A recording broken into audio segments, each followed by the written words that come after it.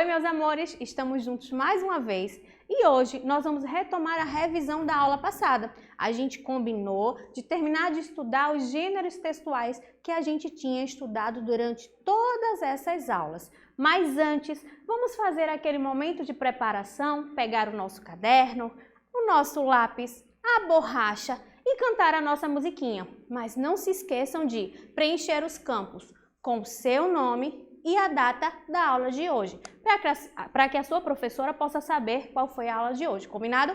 Vamos cantar a nossa musiquinha? Olá, amiguinhos, como estão? Nossa aula hoje é na televisão. Preste muita atenção. Vamos lá, concentração, que a aula já vai começar. Vamos lá, isso mesmo. E essa aula a gente tem que prestar bastante atenção. Na aula anterior e nessa a gente está fazendo a revisão. Então a gente tem que ficar de olho para tirar todas as nossas dúvidas. E o gênero textual que nós vamos relembrar hoje é o poema. Tia, a senhora falou de poema? Sim. Eu falei para vocês que o poema é aquele texto que é escrito em versos, que são aquelas frases que não chegam até o final da linha. E que na maioria dos poemas existe rima. O que é rima? Quando as palavras têm o mesmo sonzinho no final. Então, na maioria dos poemas nós encontramos rimas e nós encontramos os poemas em versos. Então, tenho aqui, ó, o poema é um texto literário escrito em versos que são distribuídos em estrofes. Esse nome não é estranho, tia. O que são estrofes? Estrofes são conjuntos de versos. Quando eu tenho 2, 3, 4, 5, 10 versos juntinhos, formam uma estrofe. Vamos ver um poema. Eu tenho aqui, ó, o poema de Vinícius de Moraes, que eu comentei com vocês que esse poeta, ele também é autor de músicas, então é bem conhecido, tá? O Vinícius de Moraes compôs esse poema que se chama As Borboletas. E ele queria enaltecer a beleza das borboletas, que diz assim, ó: As borboletas é o título. Brancas, azuis, amarelas e pretas. Brincam na luz as belas borboletas. Borboletas brancas são alegres e francas. Borboletas azuis gostam muito de luz. As amarelinhas são tão bonitinhas e as pretas então, ó, que escuridão! Aqui no poema eu tenho os versos, que é cada frase dessa. Observa que a frase não chega até o final do meu caderno, da minha linha, no caso aqui, ó, do meu slide. E também tem as rimas. Por exemplo, eu tenho as palavras brancas, azuis, amarelas e pretas. Brincam na luz as belas borboletas. Eu tenho borboletas brancas, são alegres e francas. Qual palavra aí rima com brancas? Borboletas brancas são alegres e francas. A palavra brancas e francas, elas rimam. Por quê? Porque elas tanto se escrevem igual, né? No finalzinho tem o mesmo final, como tem o mesmo som. Então, todas as vezes que as palavras tiverem esse sonzinho igual no final, isso vai ser uma rima. Vamos lá para a terceira estrofe, ó. Um conjunto de versos, uma estrofe. Outro conjunto de versos, uma estrofe. E aqui é a terceira. Uma estrofe, duas estrofes, 3 estrofes. Então, na terceira estrofe diz assim, ó: borboletas azuis gostam muito de luz. A palavra azuis rima com o quê? Borboletas azuis gostam muito de luz. Azuis e luz. Mas, tia, não se escrevem igual, mas a maioria das palavras se escrevem. Mas o som é igual. Azuis, luz. Então, a rima é quando o som é igual, tá? Eu tenho aqui, ó, na quarta estrofe. E as amarelinhas são tão bonitinhas. As palavras amarelinhas rimam com a palavra bonitinhas. E na minha última estrofe, que estão aqui os últimos versos, eu tenho assim, ó: e as pretas então, ó que escuridão. A palavra então rima com a palavra escuridão. Observa que a palavra então termina com aquele pedacinho que a gente estudou, que é o ão, que é feito pelo A, o O e aquela cobrinha em cima do A, que é chamado de acento tio, tá? Então, e escuridão rimam porque terminam com o mesmo som, que é o ão. Tem uma coisa também que a gente aprendeu lá na nossa aula de poemas, que é a entender a diferença entre verso e prosa. Tia, como assim? É só você pensar. Versos são aquelas frases que não chegam até o final da linha, enquanto que prosa são os textos escritos até o finalzinho da linha, e que a linha de baixo é uma continuação do de cima. Por exemplo, eu tenho aqui essa fábula, a gente já estudou o que é uma fábula, e nessa fábula eu vou ler a primeira parte, diz assim, Num dia soalheiro de verão, a cigarra cantava feliz.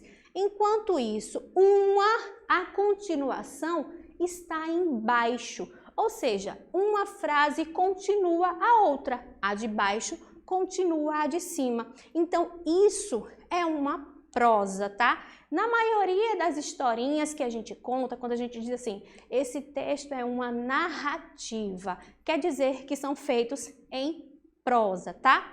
Olha, outro texto que a gente estudou lá na aula 16 foi o texto informativo. Olha o nome, informativo vem de informações.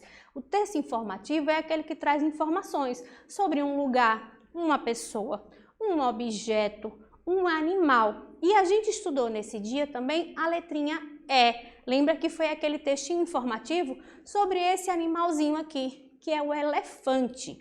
Então, o que eu tenho que saber, tia, do texto informativo? Que no texto informativo eu vou encontrar informações sobre aquela pessoa, lugar, objeto ou animal, que vai ter o peso, a altura, informações que a gente não encontra em qualquer lugar. Então, esse texto informativo muitas vezes é um texto científico, porque traz números, dados e informações muito importantes. Vamos ver aqui, algumas características do gênero informativo. É um texto escrito com a intenção de informar o leitor. Então, quando você vê lá um textinho informativo na sua provinha, no seu caderno, no seu livro, e dizer para que serve esse texto? Esse texto serve para informar o leitor e trazer algumas curiosidades e informações sobre um assunto. Podemos encontrá-los em revistas, jornais e na internet. Tem inclusive canais de televisão que falam de muitos desses textos informativos, trazem informações retiradas desse tipo de texto e apresenta dados como números. A altura do elefante, nesse caso aqui, foi um texto sobre o elefante. A altura do elefante, o peso, onde ele vive, quanto tempo ele vive, se ele tem filhotes, quanto tempo ele fica. Vamos conhecer aqui um texto informativo. Ele diz assim, o elefante. O elefante vive na savana, na floresta ou em regiões montanhosas das zonas da África e da Ásia. Então pode ver que o texto aí já me diz o lugar onde vivem esses animais. Mede de 6 a 7,5 metros, podem atingir 3 metros de altura e pesar 7.000,5 kg. Tem orelhas muito grandes que usam para se refrescar ou sacudir os parasitas incômodos. Tem uma tromba muito enrugada que usa para cheirar, manusear objetos e se alimentar. É também usada para se defender, atacar ou mostrar o caminho a outros elefantes. A pele dos elefantes é grossa e com poucos pelos, mas é bem sensível. Por isso, os elefantes se esfregam no chão para se secar ou para criar uma camada protetora contra o sol. São animais que comem folhas, frutos e ervas, ingerindo cerca de 150 a 300 quilos de vegetais. Bebem 200 litros de água por dia. Um elefante pode viver até os 150 anos e ficam na barriga da mamãe por 22 meses. Quase 2 anos, mais de 1 ano. Olha só, o elefantezinho pequenininho fica lá na barriga da mãe mais de 1 ano antes de nascer. Então, nesse texto aqui, a gente percebeu informações que a gente não sabia. Peso, altura, onde vive, quanto tempo a mamãe elefante carrega o elefantinho na barriga. Você sabia que eram 22 meses, quase 2 anos? Não. Então, os textos informativos trazem informações e curiosidades sobre um determinado assunto. Então, sempre que você se deparar com um texto em que traga números, dados sobre um determinado assunto, que fale sobre coisas daquele assunto, esse texto é um texto informativo, tá? Não esquece disso. E qual é a função dele? Informar o leitor, tá? E aí, a gente estudou sobre as lendas lá perto da Semana do Folclore. E o que são as lendas? As lendas são narrativas, histórias que foram inventadas para explicar algum acontecimento misterioso. A gente viu que tem a lenda do Saci, a lenda da Iara, a lenda da mula sem cabeça, a lenda do boto cor-de-rosa e a lenda do curupira.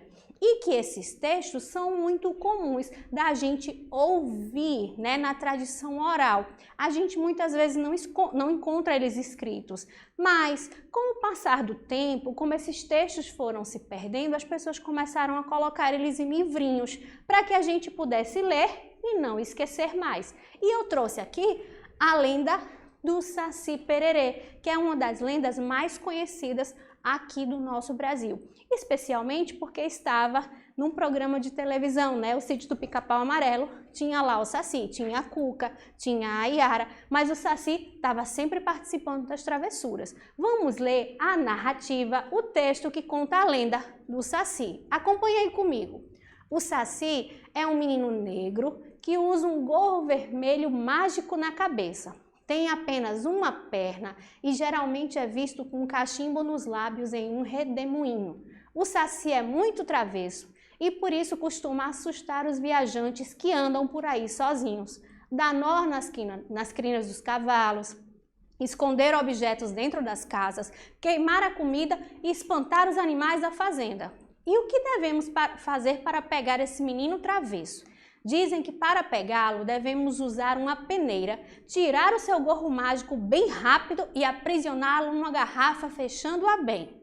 Fique sempre de olho. Se por acaso algo sumir dentro da casa, pode ser o menino travesso aprontando mais uma travessura. Então você vê que esse texto aqui, ele conta uma história que é a do Saci Pererê, de como as travessuras que ele faz, o que é que ele pode fazer e tenta explicar coisas misteriosas. Por exemplo, por que as coisas pegam fogo em casa? Por que a minha chinela sumiu? Por que o meu sapato não está mais onde eu coloquei? As pessoas fazem a explicação desses acontecimentos misteriosos dizendo que são as lendas, no caso, o Saci, tá? E agora, tia, o que a gente vai estudar? A gente também estudou sobre os portadores textuais. Tia, o que são portadores textuais? Portadores textuais são aqueles objetos nos quais a gente encontra o livro, encontra o texto. Então, eu tenho, por exemplo, o livro. Aqui, ó, olha a tia aqui com o livro. Eu tenho os panfletos, os gibis, as revistas, os jornais, os outdoors e eu tenho também as embalagens. É mesmo, tia? É sim. Lá nas embalagens a gente encontra aquele texto que traz informações sobre o produto. Então, esses são portadores textuais. São os lugares, os objetos nos quais eu posso encontrar o texto. Se eu quiser ler uma lenda, eu vou procurar em um livro, num site da internet. Se eu quiser ler uma história em quadrinhos, eu vou procurar em que lugar?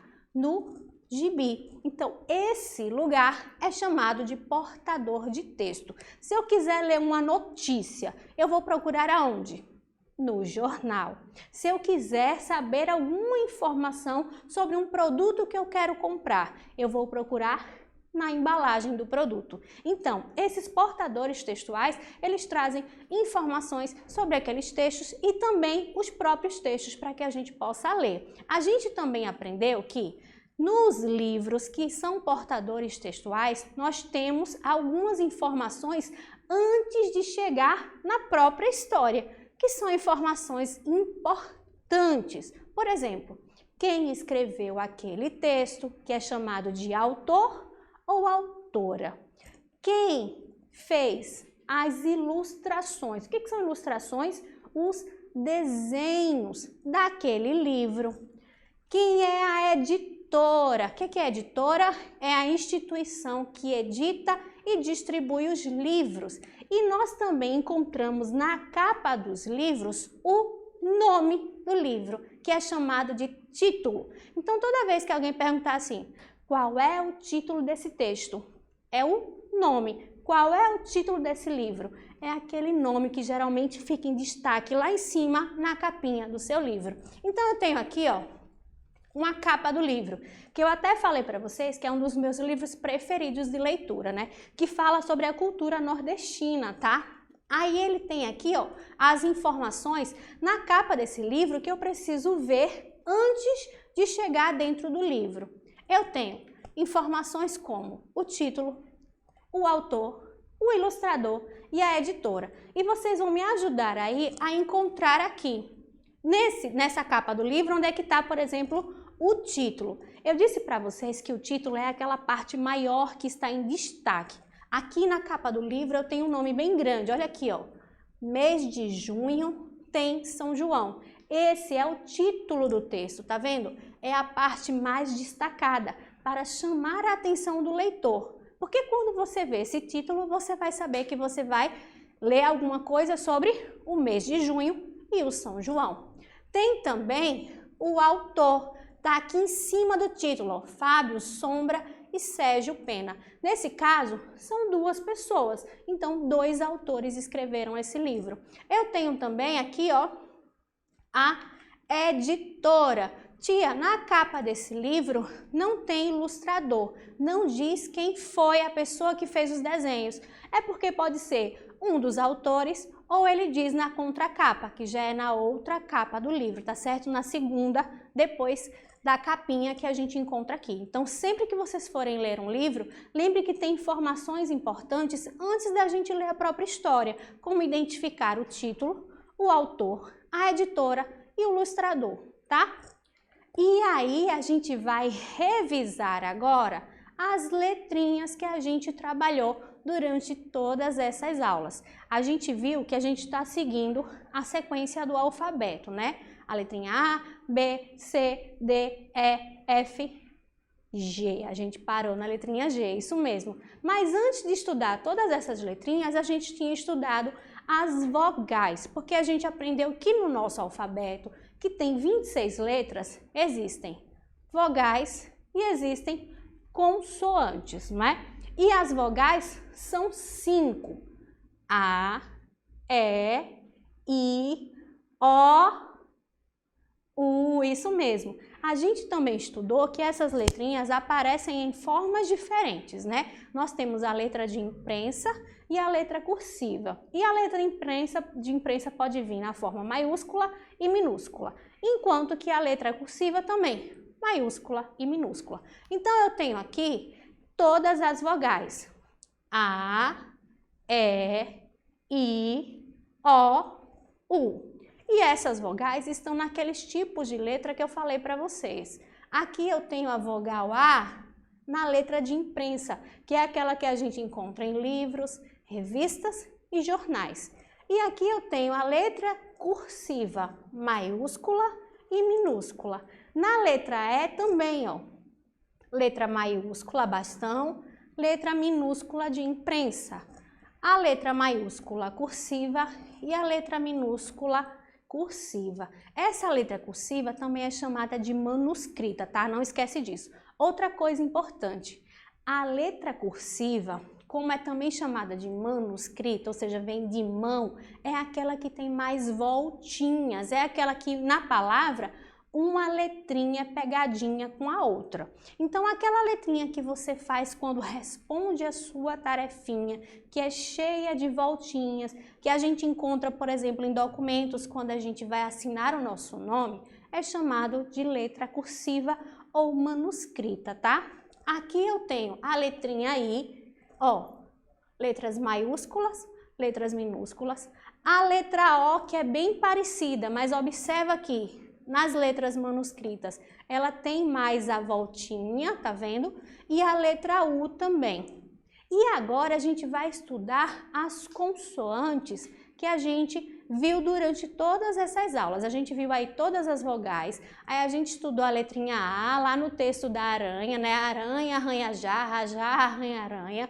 E a gente viu a letra B quando a gente estudou a receita do brigadeiro e a receita do bolo de banana, não é? Então tá aqui, ó, a letrinha B também, nessas variadas formas, e na letra cursiva, observa ela cheia de voltinhas, enquanto que na letra B, bastão, é como se ela tivesse barriguinhas, tá vendo? Então lembra, a letra B é aquela que tem, ó, a barriguinha, duas barriguinhas.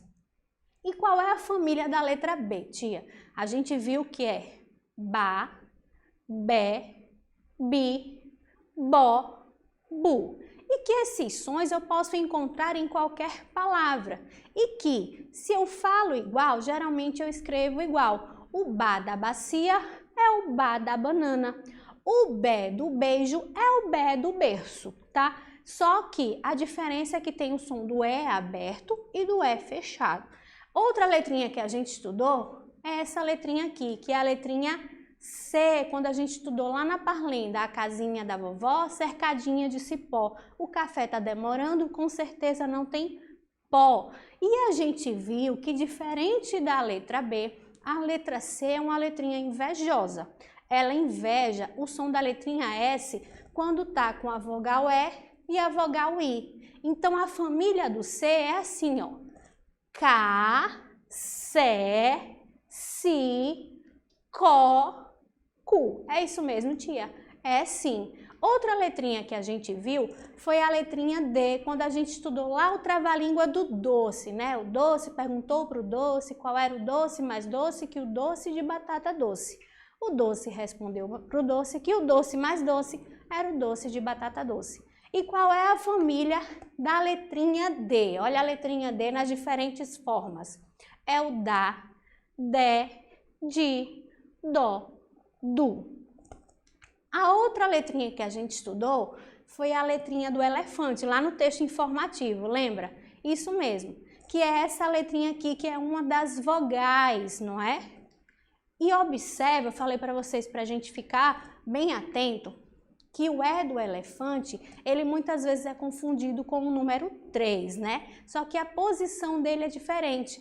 A letrinha E é virada para cá, enquanto que o número 3, ele é para lá e não tem essa voltinha no meio, para a gente ficar atento. Então eu tenho aqui, ó, o nome do elefante escrito naquelas formas diferentes de letra.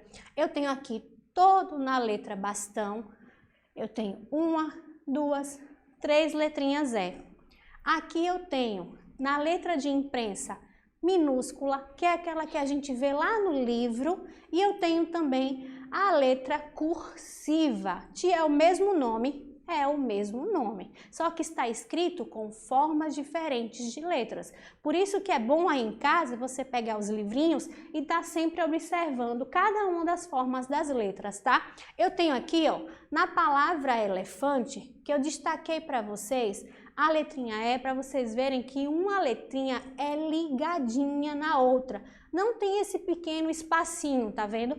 Então, na letra cursiva ou manuscrita, a gente faz as palavras uma juntinha da outra, tá? As letrinhas ficam uma juntinha da outra. As palavras não, as letrinhas. Então, aqui eu tenho, ó, o E, já subiu para o L, depois já pegou com o E. Quando a gente vai escrever assim no nosso caderno, a gente tem que fazer essas letrinhas juntinhas. A gente viu também a letrinha F, que é o F de formiga, quando a gente estudou lá a cantiga. Fui ao mercado comprar café, lembra? E qual é a família da letra F? Fá, Fé, Fi, Fó, Fu. E a última letrinha que a gente estudou foi a letrinha G, que a gente também descobriu que é uma letrinha invejosa, porque quando tá com a letrinha E e I, ela quer roubar o som da letra J. Então, ao invés de ser Gá, Gé, não, é Gá, Gé, Gi, Gó e Gu, tá? Então, lembra que essas letrinhas invejosas tendem a mudar o som toda vez que tá com a letrinha E e I, que é o caso do Sé e do Si, do Gé e do G. E a gente aprendeu também que não tem uma regrinha para a gente usar a letrinha G ou a letrinha J, né?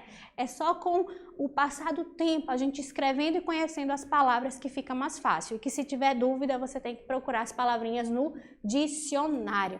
É isso aí.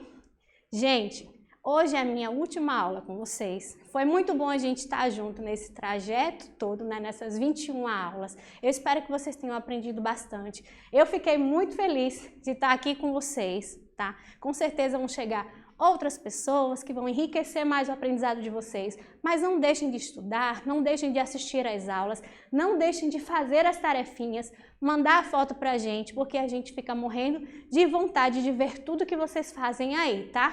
Essa foi a nossa última aula. A gente se vê por aí. Tchau, tchau!